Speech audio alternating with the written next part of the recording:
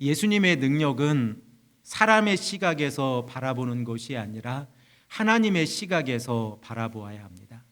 이렇게 우리가 예수님의 능력을 사람의 시각이 아닌 하나님의 시각에서 바라볼 때에 하나님의 능력이 이 땅에 흘러넘치게 되어집니다. 왜냐하면 우리들은 우리가 가지고 있는 지식적인 한계로 인하여 하나님의 능력을 제한하려고 할 때가 많이 있습니다. 그럴 때마다 하나님께서는 예수 그리스도를 통하여 우리에게 말씀하시고, 그리고 또한 이 말씀을 통하여 우리에게 역사하고 계신데, 우리가 예수 그리스도의 능력을 사람의 지식으로 제한하려고 할 때마다 예수님께서는 우리에게 질문하고 계시지 않겠습니까? 사랑하는 아들아, 사랑하는 딸아, 왜 내가 너를 통하여 역사하려고 하는데 사람의 지식으로 그 능력을 제한하려고 하느냐? 이렇게 질문하고 계시지 않겠습니까? 우리들은 지난 시간을 통하여 오병이어의 기적을 생각을 해보았습니다.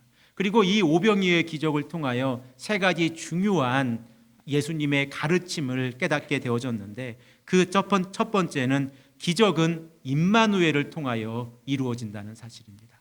그리고 두 번째로 기도는 예수님께서 많은 무리들과 함께 하나님과 연결하는 통로라고 하는 사실입니다. 그리고 세 번째로 오병이어의 기적은 예수님의 성만찬을 준비하고 계시다는 사실입니다. 이렇게 예수님께서 오병이어의 기적을 통하여 많은 무리들을 먹이셨습니다. 그리고 오늘 본문 말씀 45절의 말씀을 보면 이제 예수님께서 제자들을 벳세다에 보내시는 모습과, 그리고 예수님께서 친히 많은 무리들을 이제 다시 집으로 돌아가게 보내시는 모습이 기록되어져 있습니다. 우리들은 요한복음 1장 44절의 말씀을 통하여 벳세다가 제자들 가운데에서 시몬 베드로와 그의 형제 안드레, 그리고 빌립의 고향이라고 하는 것을 알고 있습니다. 그리고 예수님께서는 제자들을 그곳에 보내셨고, 그리고 많은 무리들을 집으로 보내시고 난 다음에 한적한 곳을 찾아가셨습니다. 우리들의 생각으로 한번 생각해 보십시오. 예수님께서 12 제자들과 함께 보리떡 5개와 물고기 2마리로 남자만 5,000명을 먹이셨습니다. 이제 제자들의 마음 가운데에서 예수님만 함께 계시면 우리들은 먹을 거 걱정은 하지 않아도 되겠다, 이런 마음이 있지 않겠습니까? 그리고 그 자리에 있었던 그 5,000명의 무리들과 그들과 함께 있었던 여인들과 어린 아이들과 어르신들이 예수님만 계시면 이제 우리들은 먹고 사는 문제는 먹고 사는 문제는 걱정하지 않아도 되겠다라고 생각하지 않았겠습니까? 그런데 예수님의 모습을 보면 제자들도 벳사다에 보내버리시고 무리들도 다 집으로 보내시고 예수님께서 선택하신 방법은 기도하러 가신 겁니다. 우리 사람들의 생각으로는 예수님, 이 일이 정말 너무나도 위대합니다. 사람의 생각으로는 할 수 없는 일을 예수님께서 하셨으니 우리가 이 일을 기뻐하고 사람들에게 이 소식을 알려야겠습니다 라고 말하지 않겠습니까? 저의 마음을 생각을 해보았는데 저도 그런 마음이 있는 것 같습니다. 그런데 예수님께서 선택하신 방법은 한적한 곳에 가셔서 기도하셨습니다. 그래서 본문 46절 말씀을 우리 다 함께 읽겠습니다. 무리를 작별하신 후에 기도하러 산으로 가시니라. 우리들은 예수님께서 기도하시는 이 모습을 통하여 예수님께서 기적을 행하시고 난 다음에 기도를 얼마나 소중하게 생각하고 계셨는지를 다시 한번 생각하게 되어집니다. 예수님께서는 오병이어의 사건을 마치고 나신 다음에 기도하러 가셨는데 마태복음 14장 23절의 말씀을 보면 저물매 거기에 기도하시면서 혼자 계시더라라는 말씀이 추가되어져 있습니다. 그리고 예수님께서는 한적한 곳에서 지속적으로 기도하고 계신 모습을 우리는 깨닫게 되었습니다. 여러분들은 예수님의 기도가 하나님과 어떠한 모습으로 소통하고 계시다고 생각을 하십니까? 그리고 우리들은 하나님께 간절히 기도할 때마다 우리의 기도가 하나님과 어떻게 연결이 되기를 원하고 계십니까? 예수님께서는 이 5천 명을 먹이시는 오병이어의 사건이 끝나고 난 다음에 하나님의 음성을 듣기를 원하셨습니다. 그리고 하나님의 말씀에 순종하기를 원하셨고, 하나님께서 인도하시는 대로 예수님의 십자가의 길을 걸어가기를 원하셨습니다. 그러므로 기도는 영적인 소통이 이루어지는 장소입니다.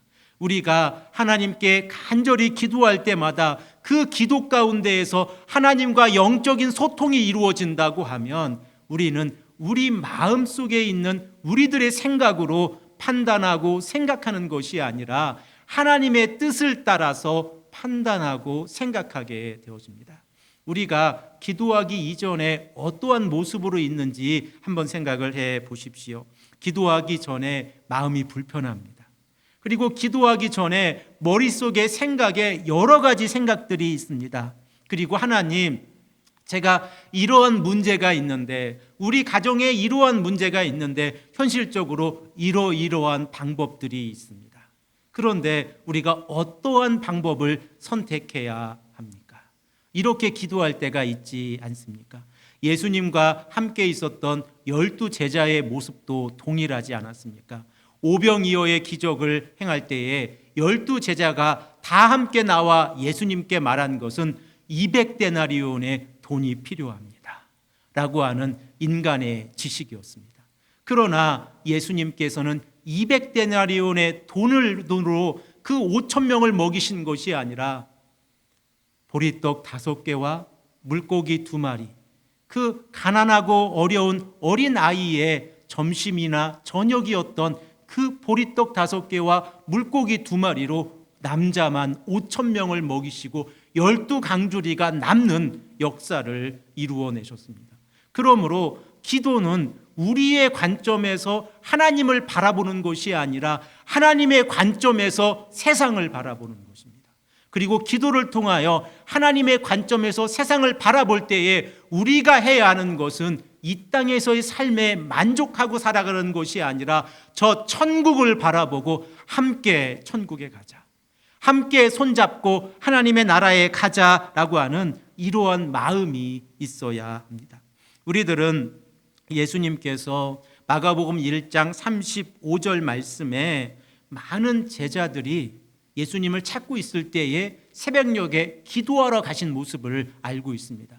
그리고 기도하러 가셨을 때에 베드로를 중심으로 해서 많은 제자들이 예수님, 많은 무리들이 이곳에 와서 예수님을 찾고 있습니다 라고 예수님께 말씀하였을 때에 예수님께서 어떻게 대답하셨습니까?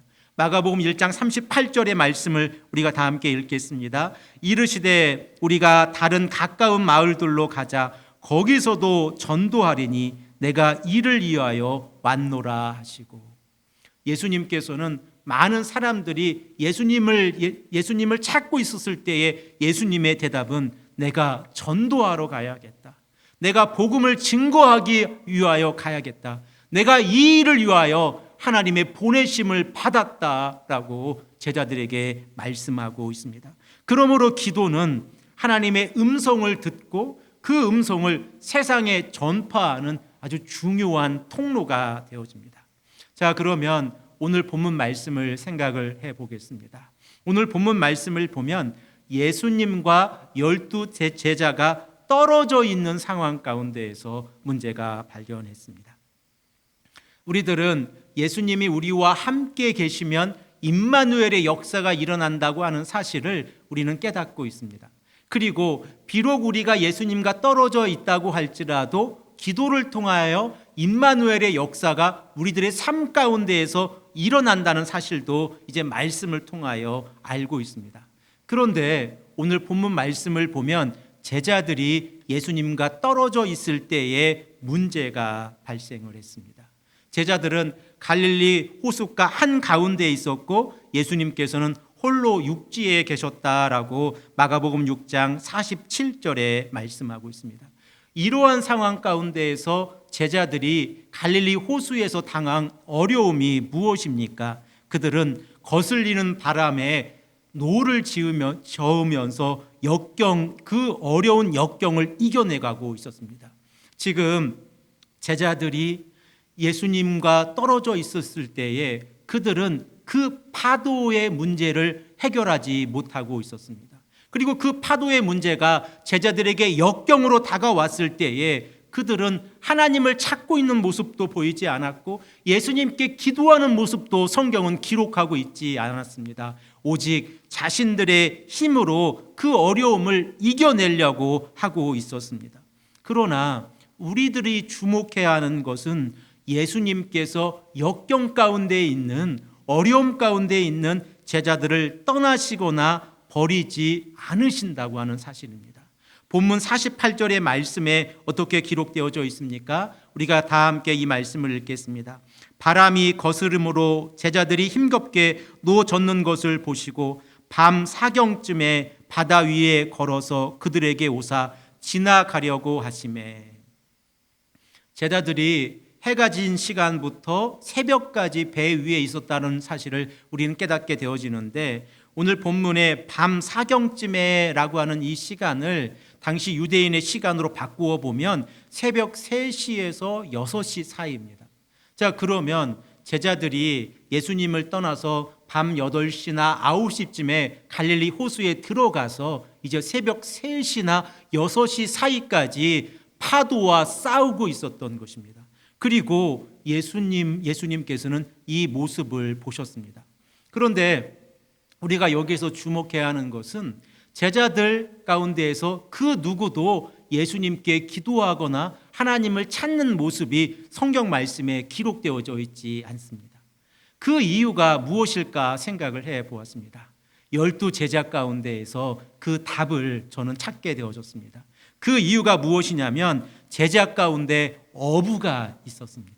그리고 그 어부들은 이 정도의 이 파도는 싸워 이길 수 있을 것이다 라고 생각을 했을 것입니다. 한번 12 제자 가운데에서 어부가 누구인지 생각을 해 보십시오. 우리가 잘 알고 있는 시몬 베드로와 그의 형제 안드레는 어부입니다. 그리고 야고보와 요한 또한 어부입니다. 그러면 우리는 4명의 어부를 알게 되어집니다. 그리고 또한 우리가 추측할 수 있는 인물이 2명이 더 있습니다. 도마인데, 그 첫 번째 인물이 도마인데, 도마는 예수님께서 십자가에 죽으시고 부활하시고 난 다음에 베드로가 물고기 잡으러 가겠다라고 했을 때에 도마가 따라갑니다. 이 사건을 보면 아마도 도마도 그의 직업이 어부였을 가능성이 높습니다. 그리고 한 명이 더 있는데 빌립입니다. 빌립의 고향이 어디입니까? 오늘 본문에 등장하고 있는 벳세다입니다. 그리고 벳세다라고 하는 헬라어가 가지고 있는 의미가 무엇인지 여러분들 아십니까? 어부의 마을이라고 하는 의미입니다. 그러면 벳세다에서 살고 있는 빌립 또한 그의 직업이 어부였을 가능성이 굉장히 높습니다. 그러면 12명의 제자 가운데에서 반이 어부입니다. 그리고 그들은 자신의 힘으로 이 파도의 문제를 싸워서 이기려고 했었던 것입니다. 그리고 예수님을 찾지도 않았고 하나님께 간구하지도 않았습니다. 오직 자신들의 힘을 가지고 그 어려움을 이겨내려고 했을 것입니다. 그리고 벳세다가 가까이 오자 베드로와 안드레와 빌립이 어떻게 생각을 했겠습니까? 이곳은 내가 늘 고기 잡던 곳입니다. 그러니 이곳에 파도가 불었을 때 어떻게 해결해야 하는지 내가 잘 알고 있습니다. 사람의 힘으로 자연의 힘을 이기려고 했던 것입니다. 이러한 상황 가운데에서 오늘 본문 48절 말씀을 보면 우리가 한 가지 의문을 가지게 되어집니다. 왜냐하면 성경에 기록되어져 있는 이 기록 가운데에서 예수님께서 행동하시고 계신 모습 때문에 그렇습니다. 우리 다 함께 본문 48절 하반절 말씀을 다시 한번 읽겠습니다. 밤 사경쯤에 바다 위로 걸어서 그들에게 오사 지나가려고 하시매. 예수님께서 제자들에게 오고 계신 모습을 본문 48절에 기록하고 있는데 우리 개역 개정 성경 말씀 그리고 영어 성경을 보아도 어떻게 기록되어져 있냐면 지나가려고 하시매. 지금 제자들이 파도와 싸워서 힘겨운 상황 가운데 있는데 그 옆을 예수님께서 걸어서 지나가려고 하셨다라고 성경이 기록되어져 있습니다. 그러면 우리들은 여러 가지 문제들을 생각해 볼 수 있습니다. 첫 번째, 헬라어를 한국어로 영어로 번역하면서 혹시 문제가 있지는 않은가 생각을 해볼 수 있습니다. 이 지나가다라고 하는 헬라어 동사가 파레르코마인데 그 의미가 영어로 생각하면 패스 바이입니다. 그러므로 영어적 표현에서도 문제가 없고 한국어적인 표현에서도 문제가 없습니다. 그런데 우리 개역 개정 성경에서 번역을 할 때에 한 가지 의미를 놓친 것이 있는데 헬라어의 의미 가운데에서 원하셨다라고 하는 의미가 빠져 있습니다. 그러므로 예수님께서 행하시려고 했던 행동은 제자들이 파도 가운데서 역경 가운데 있을 때에 그곳을 지나가기를 원하셨다라는 의미로 해석할 수 있습니다. 이 원하셨다라는 의미까지 넣어보니까 그 의미가 조금 더 어려워집니다. 예수님께서 우리가 지금 역경 가운데 있는데 어려움 가운데 있는데 그 옆을 지나가기를 원하셨다라고 번역을 할 수밖에 없습니다. 그런데 많은 학자들이 이 문제를 해결하기 위해서 성경을 연구하고 그리고 70인경을 찾아보고 하면서 한 가지 해결한 문제가 있습니다. 이 표현이 70인경에서 사용되어질 때는 구원하기를 원하셨다라고 하는 의미로 사용이 된다는 것입니다.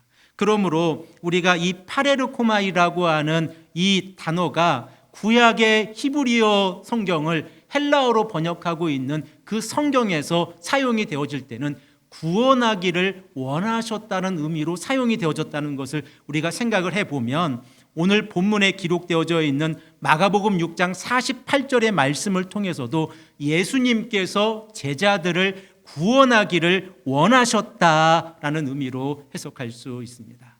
자, 이렇게 한 가지 문제를 해결했습니다. 그런데 또 다른 문제가 하나 더 있습니다. 그 모습이 어떠한 모습이냐면 예수님께서 바다 위로 걸어서 제자들에게 오셨다는 사실입니다. 우리들은 우리가 가지고 있는 과학적인 지식으로 인하여 이 본문을 이해하는데 상당한 어려움이 있습니다. 그 어려움이 무엇입니까? 바로 중력이라고 하는 어려움입니다. 제가 중력에 대해서 우리 아이들에게 물어봤어요. 중력을 저에게 좀 설명을 해달라고.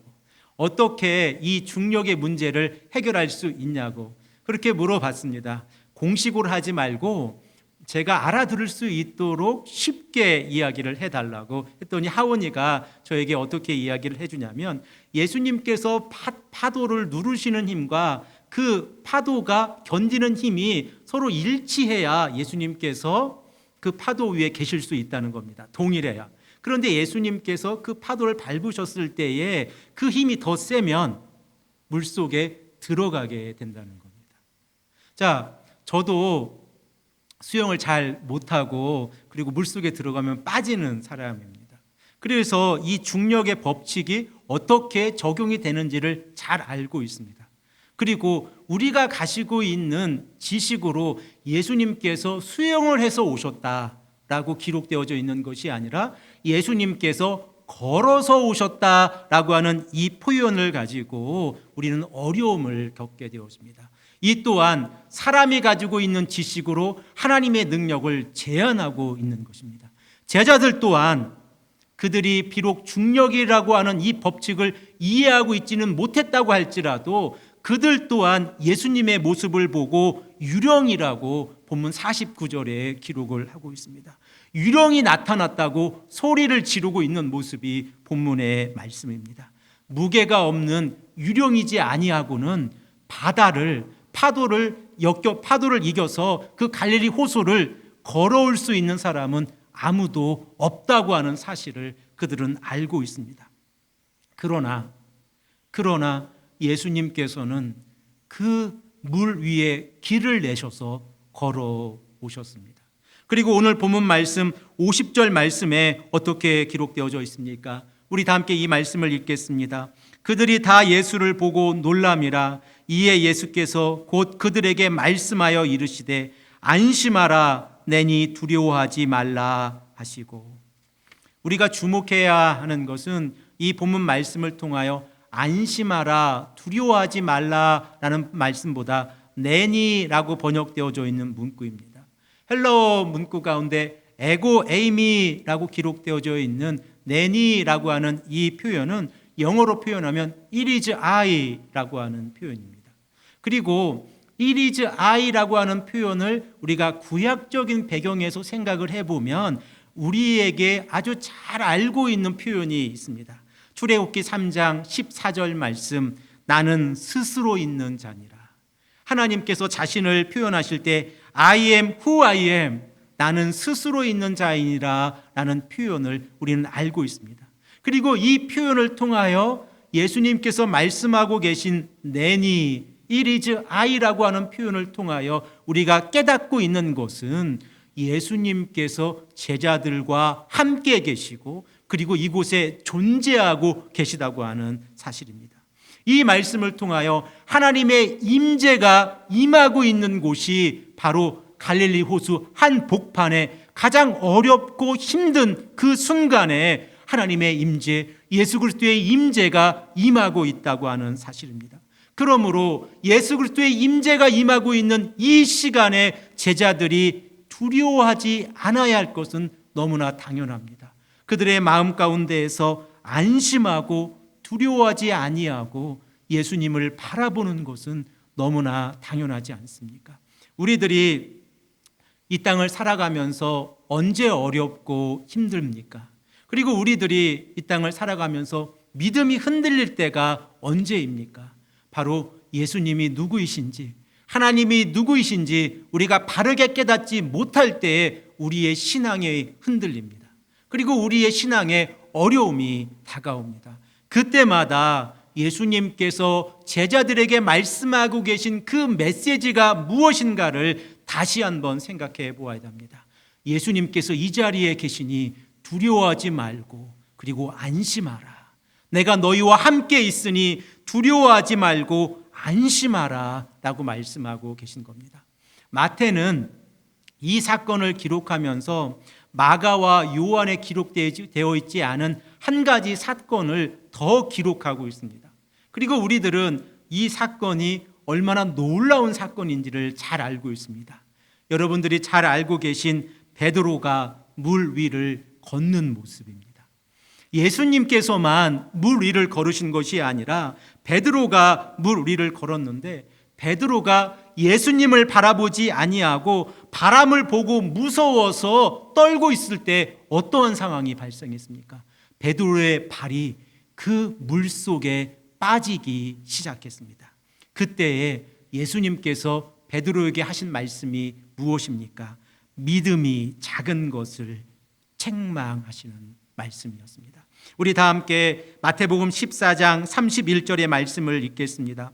예수께서 즉시 손을 내밀어 그를 붙잡으시며 이르시되 믿음이 작은 자여 왜 의심하였느냐 하시고, 믿음이 작은 자여 왜 의심하였느냐, 우리에게 하시는 말씀이지 않습니까? 예수님께서 우리들의 삶을 통하여 역사하시고 그리고 우리들의 삶을 통하여 만들어 가시기를 원하시는데 우리가 하나님을 바라보지 아니하고 예수님을 바라보지 아니하고 세상을 바라볼 때에 예수님께서 우리에게 하시는 말씀이 믿음이 작은 자여 왜 의심하느냐라고 말씀하고 계십니다. 제자들은 풍랑을 잠잠하게 하셨던 예수님의 모습을 보았습니다. 제자들은 죽은 야이로의 딸을 살려주신 예수님의 모습을 보았습니다. 제자들은 오병이어의 기적을 통하여 베푸시는 예수님의 능력을 보았습니다. 그런데 제자들은 자신들에게 죽음의 문제가 다가왔을 때에 믿음의 연약함을 보여주었습니다. 그리고 하나님을 바라보지도 못하였고 예수님을 바라보지도 못하였습니다. 그래서 마가는 이 사건을 기록하면서 52절 말씀에 이렇게 기록하고 있습니다. 우리 다 함께 이 말씀을 읽겠습니다. 이는 그들이 그 떡 떼시던 일을 깨닫지 못하고 도리어 그 마음이 둔하여졌습니다. 사랑하는 성도 여러분, 우리들은 언제 은혜가 충만하고 언제 마음에 어려움이 있습니까? 달리 말씀을 드리면 우리들은 언제 우리들의 삶 가운데에서 기쁨이 넘치고 감사가 넘치고, 그리고 언제 우리들의 삶 가운데에서 연약함으로 바람에 흔들리고 있습니까? 바로 하나님의 임재하심을, 예수 그리스도의 임재하심을 우리의 삶 가운데서 느끼지 못하고 기억하지 못하고 그 마음이 둔하여져서 하나님의 능력을 인식하고 있지 못할 때의 모습입니다. 하나님의 능력은 말씀을 통하여 우리들의 삶 가운데에서 역사하고 계십니다. 그리고 하나님의 능력은 하늘로부터 이 땅에 내려오셔서 우리들의 삶 가운데에서 역사하고 인도하고 가고 계십니다. 우리가 하나님의 능력, 예수님의 능력을 성경을 통하여서만 알고 있는 것이 아니라 우리들의 삶에 적용하고 있지 못할 때에 우리들의 마음에 의심이 있고 우리들의 마음이 흔들립니다. 제자들이 언제 실패했습니까? 가장 어렵고 힘들 때에, 죽음을 앞두고 있었을 때에 실패했습니다. 그들이 그 순간에 예수님을 의지하고 하나님을 의지했다고 하면 그들은 실패하지 않았을 것입니다. 그런데 우리들의 모습도 이렇습니다. 우리가 가장 어렵고 가장 힘들 때에 하나님께 나와 기도하고 하나님께 나와 간절히 붙잡아야 하는데, 하나님을 붙잡아야 하는데 믿음이 적습니다. 그 누구도 예수님께서 갈릴리 호수에 길을 내시고 걸어오실 것이라고 생각하지 못했습니다. 바로 그 시간에 예수님께서는 갈릴리 호수에 길을 내시고 걸어오셨습니다. 바로 그 순간에 예수님께서는 베드로에게 그 호수를 걷게 하셨습니다. 그리고 우리들에게도 말씀하고 계십니다. 갈릴리 호수를 믿음을 가지고 너도 걸을 수 있다. 우리도 그 길을 걸어갈 수 있다라고 말씀하고 계십니다. 우리가 이 땅을 살아가면서 우리의 연약함을 많이 느낍니다. 저 또한 이 땅을 살아가면서 우리들의 연약함을 많이 느낍니다. 왜, 언제 이러한 연약함을 느낍니까? 사람의 생각으로 세상을 바라볼 때입니다. 하나님의 생각으로 세상을 바라볼 때는 기쁨이 있고 감사가 있고 그리고 찬양이 넘치는데, 사람의 생각으로 세상을 바라볼 때에 우리의 마음 가운데 연약함이 있습니다. 그 누구도 희망이 없다고 말할 때, 그 누구도 가능성이 없다고 이야기할 때에 우리들은 연약함을 느끼지 않습니까? 그런데 바로 그 순간이 우리가 기도할 시간입니다. 바로 그 순간이 우리가 하나님을 붙잡을 순간입니다. 바로 그 순간이 하나님께서 예수 그리스도를 통하여, 성령을 통하여 우리의 삶에 간섭하시고 역사하실 시간입니다. 그러므로 우리가 해야 하는 것은 하나님께 간절히 기도하고 하나님을 의지하는 것입니다. 사랑하는 성도 여러분, 모세라고 하는 위대한 신앙의 지도자가 있습니다. 하나님께서 모세로부터 여호수아로 리더십이 넘어갈 때에 이스라엘 백성들에게 약속하신 것이 무엇입니까? 내가 결코 너희를 버리지 않고 떠나지 아니하겠다. 사람들에게, 이스라엘 백성들에게 모세로부터 여호수아에게 리더십이 넘어가는 그 시간은 가장 어렵고 힘든 시간이었습니다.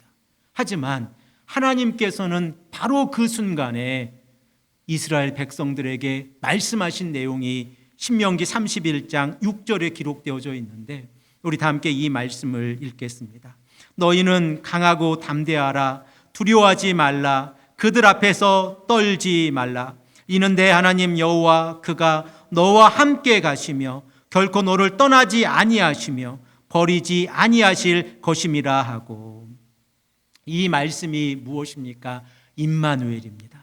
하나님이 우리와 함께 하시고 결코 너를 떠나지 아니하시고 버리지 아니하신다라고 하나님께서 이스라엘 백성들에게 말씀하고 계시고, 그리고 우리들에게도 말씀하고 계십니다. 사랑하는 성도 여러분, 혹시 갈릴리 호수 한복판에서 그 파도와 싸우고 계시지는 않습니까? 바로 그 순간에 우리가 해야 하는 것은 하나님을 의지하고 예수님을 의지하는 길입니다. 하나님께서는 우리들에게 피할 길을 만들어 주실 것이고 우리로 하여금 하나님의 영광을 바라보게 하실 것입니다. 바로 이 시간, 우리가 말씀을 듣고 실천하고 기도하는 이 시간, 하나님께서 우리와 함께 하십니다. 임마누엘의 하나님을 우리가 경험하고 성령께서 우리와 함께 하심을 우리가 경험하고 말씀에 순종하는 귀하고 복된 한 주간이 되시기를 간절히 축복합니다. 함께 기도하겠습니다.